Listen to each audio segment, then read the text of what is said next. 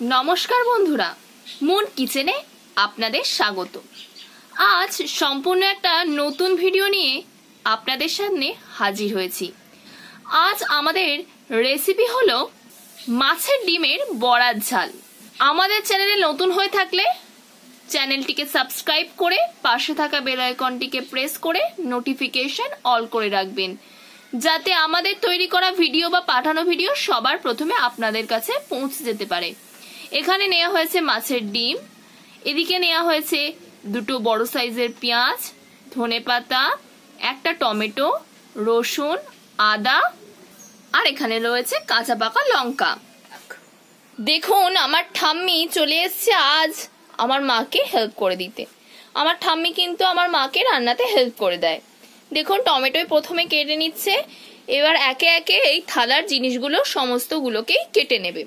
পেঁয়াজ, আদা, রসুন, কাঁচা লঙ্কা, পাকা লঙ্কা আর ধনেপাতা সবগুলোকেই ঠাম্মি এক একে কেটে নেবে। দেখুন, আমার ঠাম্মির সব কাটা হয়ে গেছে।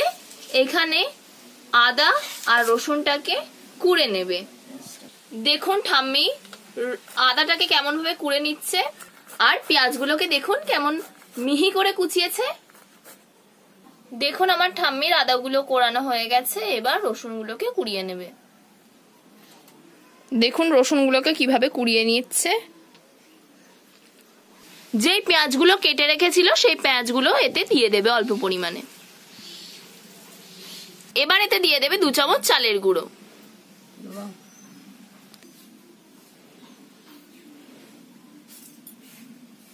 এবার এতে দিয়ে দিতে হবে 2 চামচ বেসন। যতটা কিন্তু চালের গুঁড়ো দিয়েছি ততটাই বেসন দিতে হবে। এবার এতে দিয়ে দিতে হবে স্বাদ মতো লবণ। এতে দিয়ে দিতে হবে ছোট চামচের 1/2 চামচ হলুদ গুঁড়ো, ছোট চামচের 1/2 চামচ কালো জিরে, ছোট চামচের 1/2 চামচ সবজি মশলা। এই সমস্ত কিছুকে এবার মেখে নিতে হবে ওই মাছের ডিমটার সাথে। সমস্ত কিছুকে এইভাবে মেখে নিতে হবে, নইলে যখন ডিমটা কড়াইতে দেওয়া হবে বড়া করার জন্য তখন ডিমটা ফাটবে। খুব ভালো করে কিন্তু মেখে নিতে হবে। দেখুন, আমার ঠাম্মি কতক্ষণ ধরে মাখছে। এরকম এত সময় ধরেই 5 মিনিট মতন এইভাবে মেখে নিতে হবে। এইভাবেই আমার ঠাম্মি দেখুন কতক্ষণ ধরে মাখছে, এইভাবেই অনেকক্ষণ ধরে মেখে নিতে হবে। আমার ঠাম্মির করা হয়ে গেছে বা মাখা হয়ে গেছে। এবার বড়াটা করে নেব কড়াইতে। দেখুন, ঠাম্মি সবকিছু জোগাড় করে দিয়ে গেল। এবার মা রান্না বসাচ্ছে। মা জালটা ধরিয়ে নিয়েছে উনুনের। কড়াটা গরম হয়ে গেছে, এতে দিয়ে দিতে হবে সাদা তেল বড়া ভাজার জন্য। তেলটা গরম হয়ে গেছে, এতে একে একে বড়াগুলো ভাজতে দিতে হবে। এখন বড়া কি সুন্দর ভাজা হচ্ছে। দেখুন কেমন ফুলে যাচ্ছে। দেখুন খুব ভালো করে কেমন ফুলে যাচ্ছে। এতে আমরা কোনো খাবার সোডা ব্যবহার করিনি, কিন্তু আমার ঠাম্মির যে হাতের জাদু কি বলবো, মাখার জাদুতেই এটা হয়েছে। মানে এত সুন্দর করে ফাটিয়ে ফাটিয়ে মেখেছে যে বড়াগুলো ফুলছে, খাবার সোডা ব্যবহার না করেও। এক পিঠ হয়ে গেছে, এবার আর এক পিঠ উল্টে দিতে হবে। হয়ে গেছে, এবার বড়াগুলোকে নামিয়ে নিতে হবে।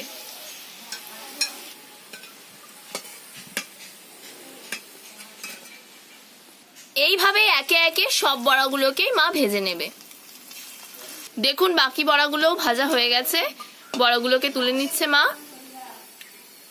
রান্নাটা কিন্তু সর্ষের তেলে করা হবে। সর্ষের তেলে এই রান্নাটা ভালো হবে। মধ্যে দিয়ে দিতে হবে সর্ষের তেল। দেখুন কত অল্প তেলে আমরা রান্না করছি। দেখুন তেলটা গরম হয়ে গেছে, এতে দিয়ে দিতে হবে কেটে রাখা পেঁয়াজ। পেঁয়াজটাকে হালকা লাল লাল করে ভেজে নিতে হবে। পেঁয়াজ ভাজার সময় সামান্য পরিমাণে লবণ দিতে হবে, তাহলে পেঁয়াজটা তাড়াতাড়ি নরম হয়ে যাবে এবং পুড়বে না। পেঁয়াজটা প্রায় লাল লাল করে ভাজা হয়ে গেছে, এতে দিয়ে দিতে হবে কেটে রাখা টমেটো।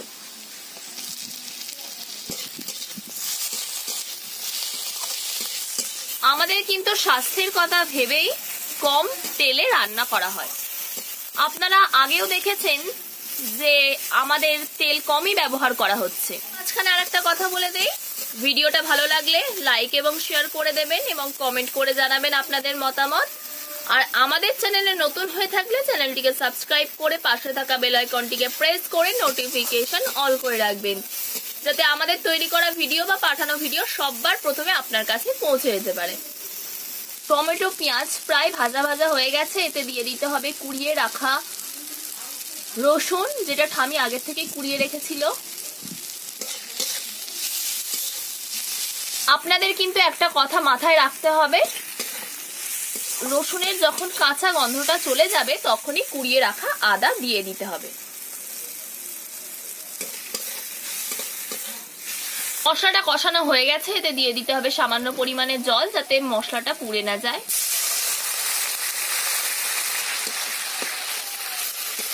এতে দিয়ে দিতে হবে ছোট চামচের 1 চামচ পরিমাণ হলুদ গুঁড়ো, ছোট চামচের 1 চামচ পরিমাণ কাশ্মীরি লঙ্কা গুঁড়ো, ছোট চামচের 1 চামচ পরিমাণ জিরে গুঁড়ো, ছোট চামচের 1 চামচ পরিমাণ ধনে গুঁড়ো, আর দিয়ে দিতে হবে স্বাদ মতো লবণ। দেখুন মশলা থেকে কেমন তেল ছাড়ছে। এই সময় জল ব্যবহার করব আমরা। আপনারা কিন্তু কখনোই ভাববেন না যে কম তেলে রান্না বলে খেতে খারাপ হবে। আপনারা নিজেরাই একদিন ট্রাই করে দেখবেন, কম তেলে রান্না করে যেমন খেতে টেস্টি হবে তেমনই শরীরের পক্ষে ভালো। এতে জল দিয়ে দিতে হবে। জলটা কিন্তু পরিমাণ মতো দিতে হবে। এবার এটাকে ফুটতে দেব। ঝোলটা দেখুন ফুটছে। এই সময় দিয়ে দিতে হবে বড়াগুলো। এবার এটাকে ফুটতে দেব। ঝোলটা ফুটছে। এই সময় দিয়ে দিতে হবে, আমি দিচ্ছি অল্প করে চিনি, আপনারা আপনাদের স্বাদ মতো চিনি দিয়ে নিতে পারেন। এই সময় দিয়ে দিতে হবে চিড়ে রাখা কাঁচা লঙ্কা। আমি কিন্তু ঠিক নামানোর একটু আগেই দিয়ে দিচ্ছি।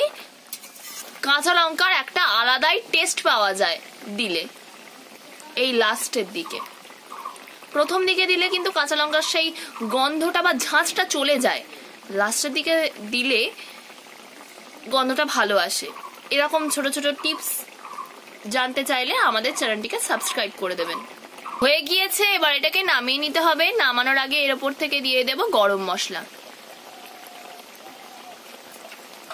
এটা কিন্তু বাড়িতে বানানো গরম মশলা। এই গরম মশলার ভিডিও আপনাদের সাথে আর একদিন শেয়ার করব।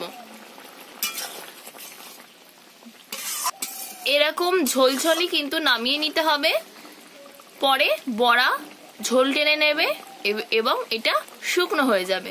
এবার এটাকে নামিয়ে নিতে হবে। এটা নামানো হয়ে গেছে। এটা কিন্তু অসাধারণ টেস্ট লাগে। এবার এটাকে ঠাম্মিকে খেতে দিয়ে দেব। ঠাম্মি দেখি কি বলে, খেয়ে কেমন হয়েছে। ঠাম্মিকে মা ভাতের সাথে পরিবেশন করে দিচ্ছে। দেখি ঠাম্মি খেয়ে কি বলে, কেমন হয়েছে। কেমন হয়েছে ঠাম্মি? খুব সুন্দর হয়েছে,